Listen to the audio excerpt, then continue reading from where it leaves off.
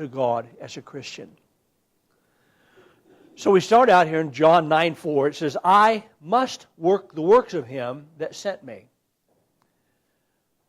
While it is day, the night cometh when no man can work. Now this is out of King James. The other versions, and I purposely didn't want to use them because I just didn't feel. Sometimes you read other versions and you look at the King James, you think King James comes from majority text, and the other ones are translated from some other texts, and they're not bad. They clarify some things, but there's some I think, okay, this.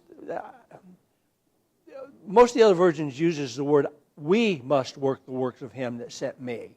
Now, it fits, but I was hesitant to take the word I, meaning I, Christ, and replace it with us. So I didn't want to do that. But the story, we are called to the same purpose that Christ is, in the sense that we're working together. But just one of those little things I caught looking at the Scriptures this week. So I must work the works of him that sent me. While it is day, the night cometh when no man can work. Now, the phrase, work while it's day, it refers to the urgency. Oh, there we go. It refers to the urgency of doing one's work during the time it's been allotted. As the night, and that's symbolizing the end of life or opportunity, is coming when no man can work. So Christ is giving he's blowing the trumpet, he's sounding the alarm, he's saying, I must work while it's day. So there's an urgency there. If we think of it in terms of humanity, we have billions of unsaved people scattered all over the world. And they don't realize that they are really, literally sitting right on the brink of disaster, of a fall that they will not recover from. They're on the brink of eternal judgment. They're on the brink of not being able to flee from the wrath of God. So there's an urgency there. I'm sure there's a stat that's out there that might tell us how many folks die every day, roughly. But how many of them are heading headlong into a eternal separation from God? They're clueless to the penalty of sin. Folks blindly go about their lives as if nothing is amiss or nothing is wrong.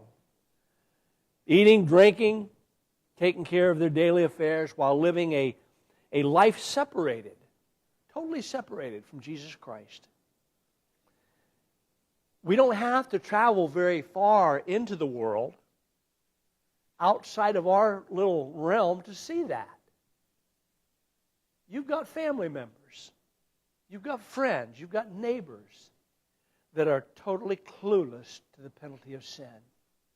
They're living as if they've got 1,000 years to go, and they don't realize it. Right around the corner, death is waiting. Now, to me, that's a very sad and a sobering thought, because the Bible plainly states in the book of Romans that the wages of sin is death. And if these folks, your people, my people, our neighbors, if they're not warned, eternally death certainly awaits them. It's an impending doom. That means it's going to happen. The Gospel of John records this remarkable event with Jesus here, and like I said, I'd like for you to read that, as Jesus heals this man who has been born blind. In John's retelling, one of the statements Jesus makes is this, that I must work the works of him that sent me. While it is day, the night cometh when no man can work. Jesus is shouting something to us here. He's wanting to get our attention, and he's using himself as an example. In the context, Jesus and his disciples, they were traveling, and they passed by this particular location. And Jesus saw a man who was born blind from birth. Now, his disciples asked him what the cause of the man's blindness was. Did this man sin? Or perhaps his parents had sinned. Sometimes I see that quick rush to judgment in the world we live in today.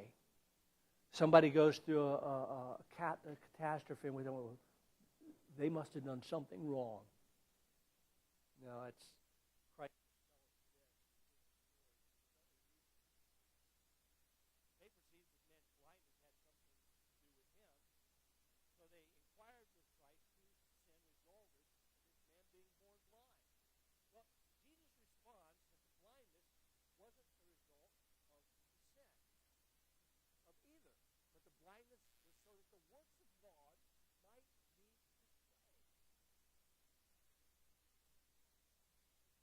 How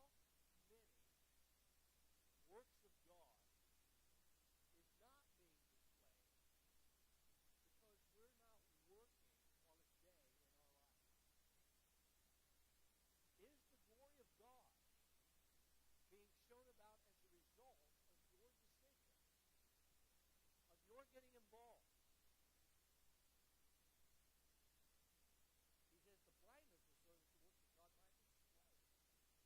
displayed. As Jesus offers that explanation, he adds this. He said, I must work the works of him. This is where he throws us in. I must work the works of him who sent me as long as it is day. Night is coming when no man can work. So there are all kinds of things that you and I is going to run into. You're going to run into them as young people, and you're going to run into them as middle-aged people. You're going to run into them as older people.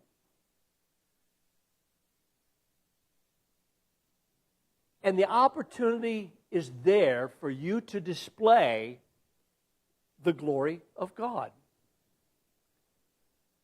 Now, in this context, it becomes apparent why we are told to work while it's day. As Jesus explained, while he is in the world, he is the light of the world. And that light that Christ was, we are a reflection of that light.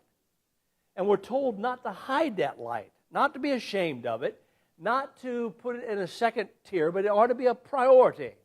In other words, where you go, your life becomes a portable candlestand. And that light ought to be shining wherever you go, displaying Jesus Christ to a lost world. They are facing an impending doom, and you carry the marvelous light that will show them to the cross. The man in the book of John had lived in darkness all of his life.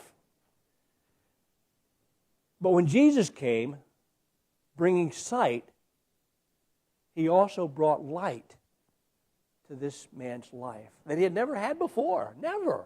He was born blind. By bringing sight to this individual, Jesus was illustrating how he provides light to all humanity. And he does that. He says, I'm here, but I'm going back. But if I go back, I'm going to send you a comforter, and I want you to go out and make disciples.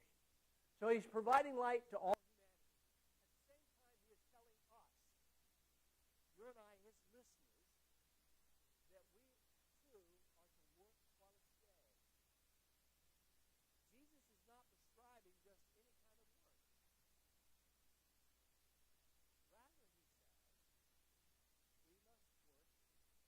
him who sent me. I'm putting the we in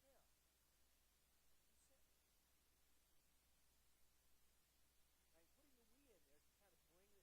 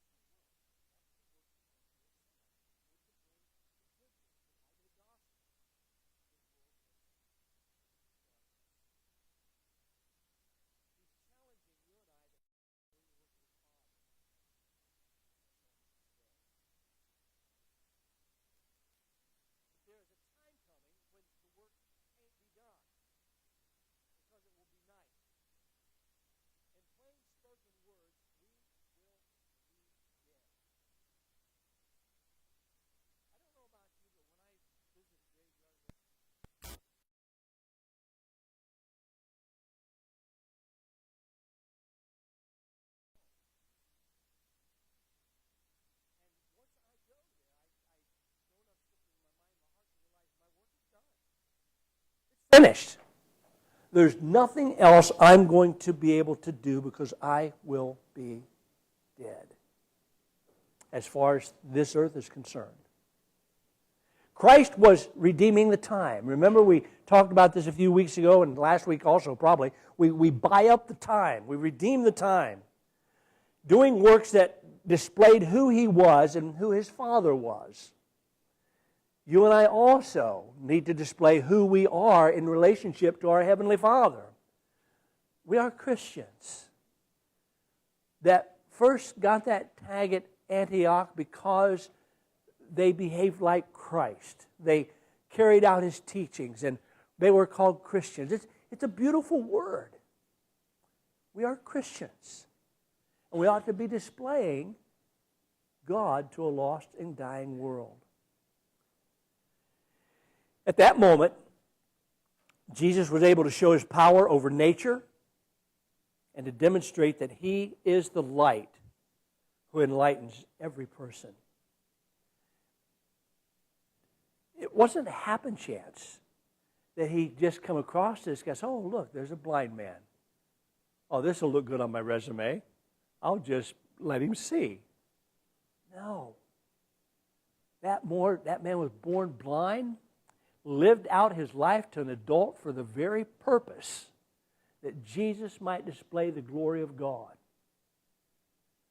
There are people that are in your path that God expects you to display the glory of God. Now, if you don't do it, I believe somebody will. But are we aware of the moment?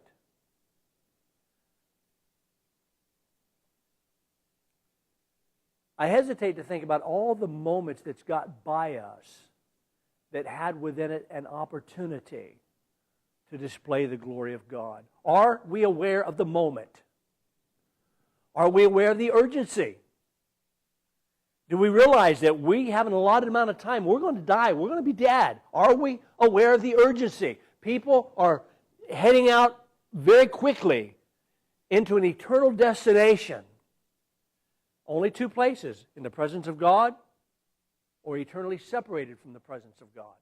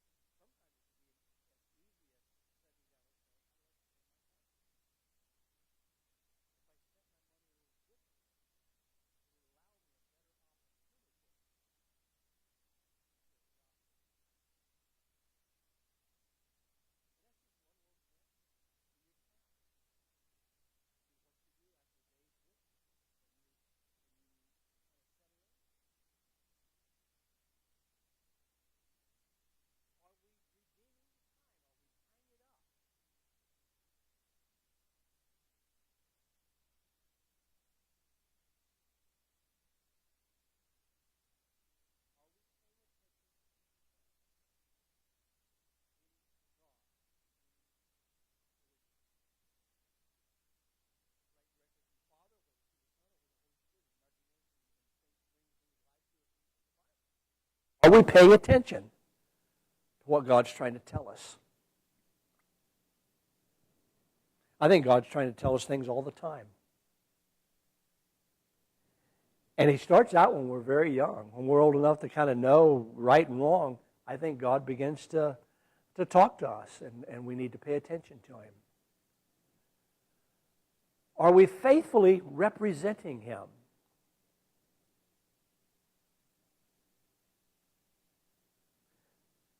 I tell you, one of the things that really bothers me, it's kind of one of my little pet peeves, and if I know the individual, I will eventually talk to him about it. And if they're a Christian and they begin to use swear words and they begin to drop the F word, I don't think they're faithfully representing Jesus Christ. I think there's a problem in the heart. I think there's a problem in the mind. It needs to be addressed. We ought to be careful how we talk, how we speak. Are we faithfully representing Jesus Christ? Are we aware that our day on planet Earth is coming to a close?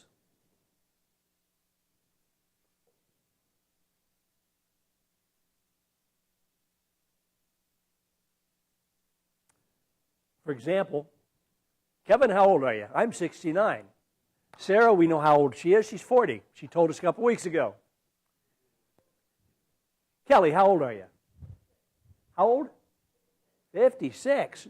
See, you're just a spring chicken. How old are you? Come on.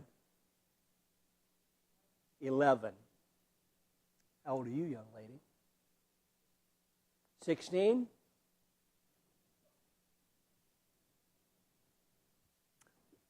We're all, if Donna was here, we'd get a bigger number. You won't tell her that. Yes, you will. But are we aware that our day on planet Earth is coming to a close? My day, from the interpretation of Scriptures, right now my day is 69 years long. But my day is coming to a close. And I think about it. I'm not scared of it. I'm not hesitant about it, but I do think about it more than I ever have. Probably because I'm getting closer to it. But my day is coming to a close. Are you aware that your day also is coming to a close? It doesn't matter if you're 11 or you're 16 or you're close to 100. That day is going to run out. Are we aware that the night that's coming will find us in an ineffective place?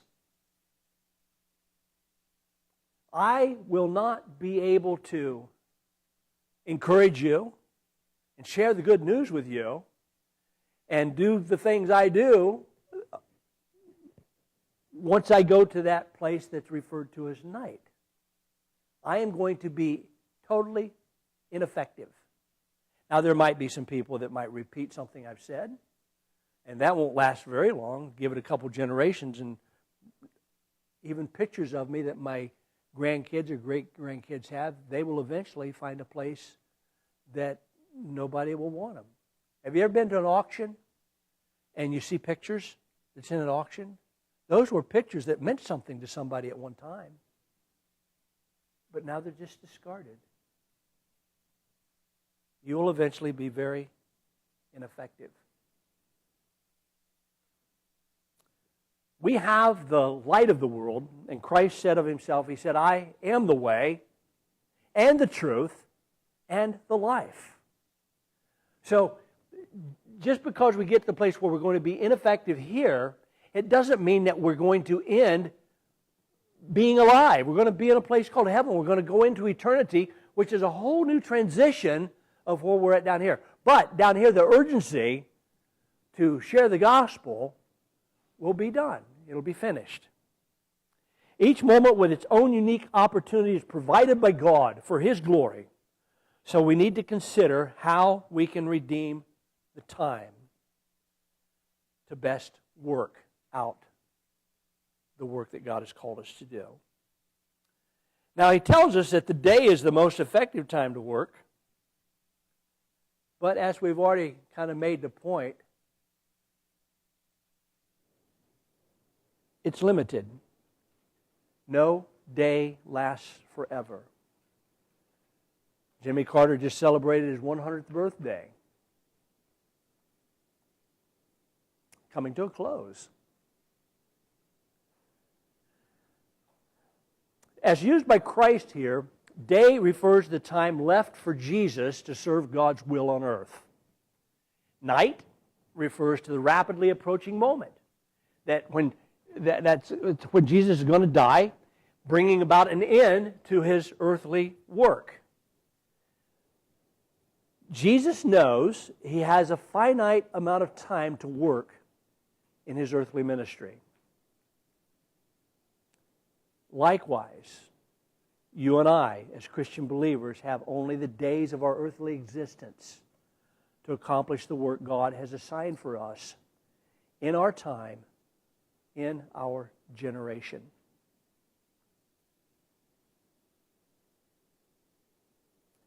I sat in with a lot of people throughout the week. Sometimes there's more than other weeks. But you're giving of yourself, you're giving of your time, of your energy, of what time you have left to a purpose. Now, I can ask myself, am I squandering my time? Wouldn't I be best suited to spend it in ways that might be a little bit more selfish? Well, I would not be best suited for it. I'm best suited to do what I'm doing as far as sharing the gospel, whether it's an encouragement or an uplift. And I don't mind doing that. I'm thankful that God has allowed me to come alongside folks and to encourage them in their despondency. I think I'm working while it's day. There's an urgency there. Sometimes, depending on the urgency, I take those folks home with me. I take them to bed with me, not literally, but they're in my mind and in my heart. I'm sleeping with them on my mind.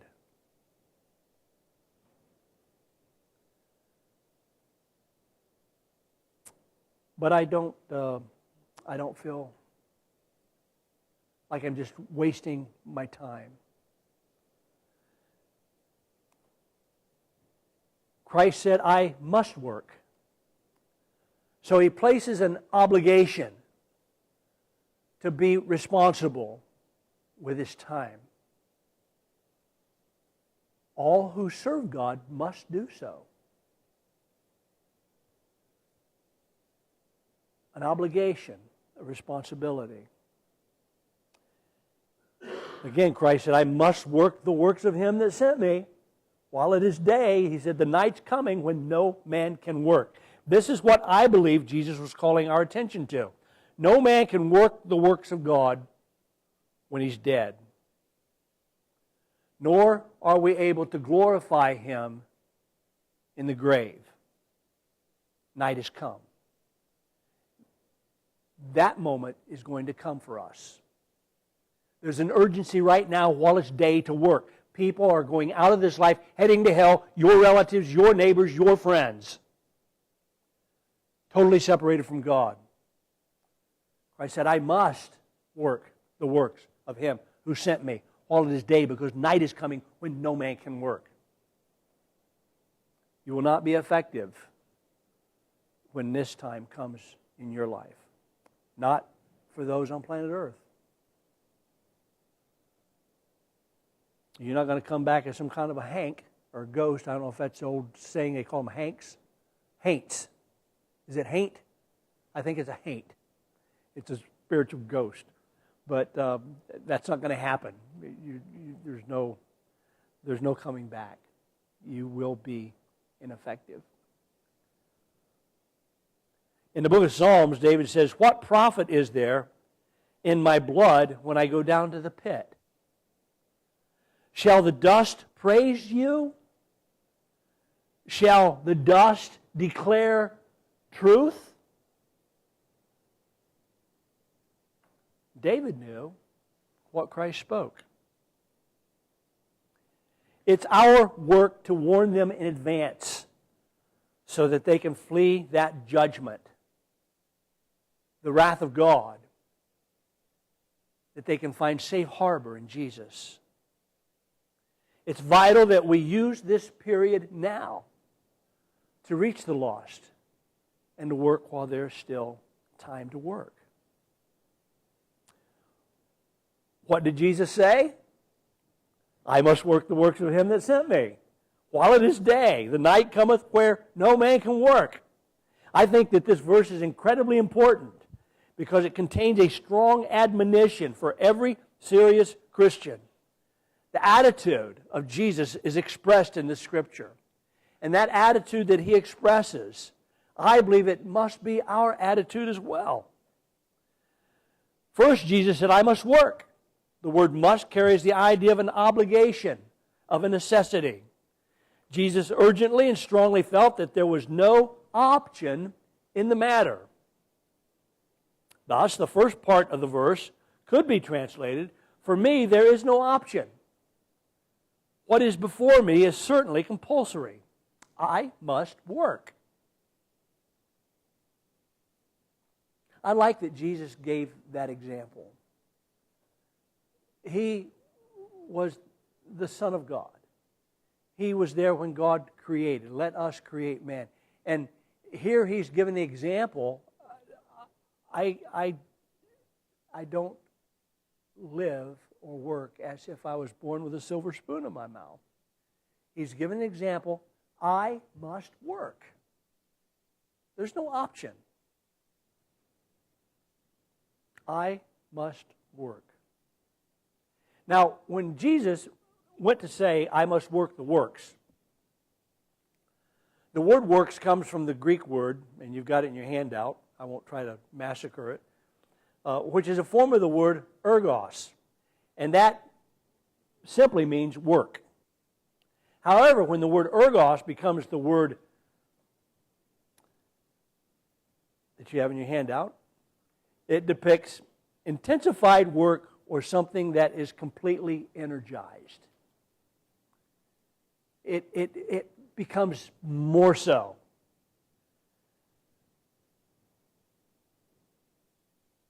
I want to be energized for Christ. I hope that you want to be energized for Christ. Thus, when Christ said, it becomes something that totally consumes one's thoughts, one's attitudes, and one's actions. Sharing the good news, is that bouncing around in your cranium? Does your feelings express that? Do your actions showcase sharing the good news? Are the results there? Perhaps even in souls being saved. Are we energized? Are we consumed by the good news? So when Jesus said, I must work the works, this phrase really carries this idea. I must give myself completely to the task before me and do it enthusiastically and passionately.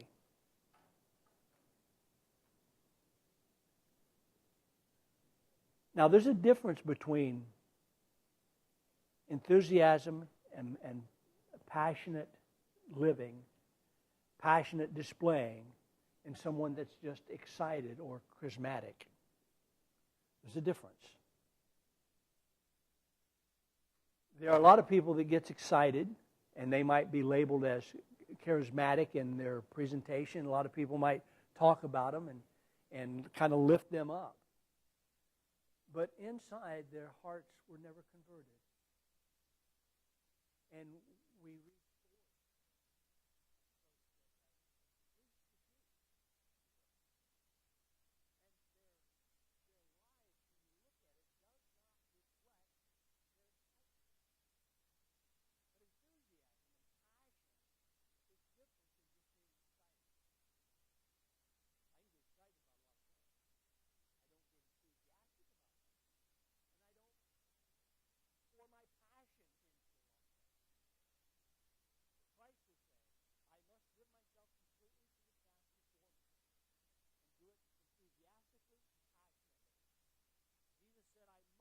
work the works of him that sent me. Now the word sent is from the word pempo, which means to send as a messenger or to send on a specific mission. This means that Jesus was no haphazard messenger. And it also means that you are no haphazard messenger. You have a specific purpose and a mission.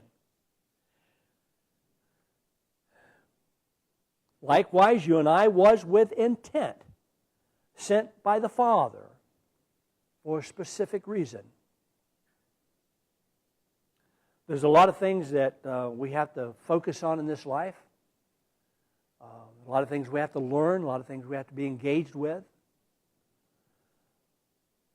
But are you keeping the main thing the main thing? In your class, on your job, in your schooling, is the main focus on your mission from God? Is there an urgency for those that's around you? Whether they know Christ and need to be encouraged, or whether they do not know Christ and they need to be saved. That should be our main thing. That should be our main objective. And no matter what we find ourselves involved with that we have to do to pay the bills, to learn a skill, there still has to be that objective, that responsibility in sharing Jesus Christ to a lost and dying world, to encourage those who's going through despondency. Let that be your target. Let that be your bullseye. Matter of fact, I can give you on some good information that if you seek first those things that involve the kingdom of God, all these other things that the world seeks after, he says, I'll give it to you. I'll give it to you. I like that. I like gifts. So we have an intent. It carries this thought: I was sent specifically for this mission, and I will answer to the one who sent me for how I carry out this assignment. Now, we take these things together, and I want to paraphrase it like this. Christ is saying, for me, there is no option, for what is before me is certainly compulsory. I was sent specifically for this mission and this moment. I will answer to the one who sent me regarding how I carry out this assignment. Therefore, I must give myself completely to the task before me and do it enthusiastically and passionately. What an example for ministry given to us by Jesus Christ. Opportunities for the kingdom are open doors provided to you and I by God. When it comes to your ministry, you cannot have a take-it-easy mentality. Don't let this describe you. Enthusiastically seek to realize what He has called you to do.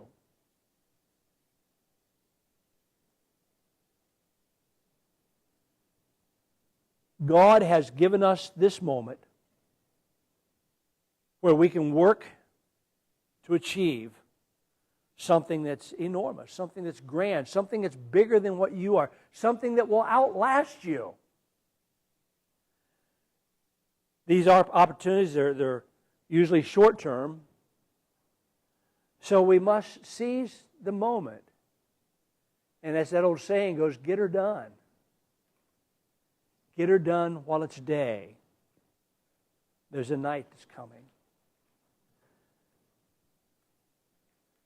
Christ said this in the book of Mark, but about that day or hour, no one knows. There's a reason why there's an urgency now, not just that our time is running out, but God is coming back one day. So He said, about that day or hour, no one knows, not even the angels in heaven, nor the Son, but only the Father. Be on guard. Be alert. You do not know when that time will come. So we must get it done. I'm going to ask you to stand. Hopefully this morning the words of Christ, as He healed a man that was born blind, and then spun a great sense of urgency for you and I to look for opportunities to also display the glory of God. I hope it lodges somehow, some way in your heart and in your mind this morning. There are those that's counting on us to be obedient to the gospel of Jesus Christ in the sense that we share it, that we work it, that we look for an opportunity, we redeem the time.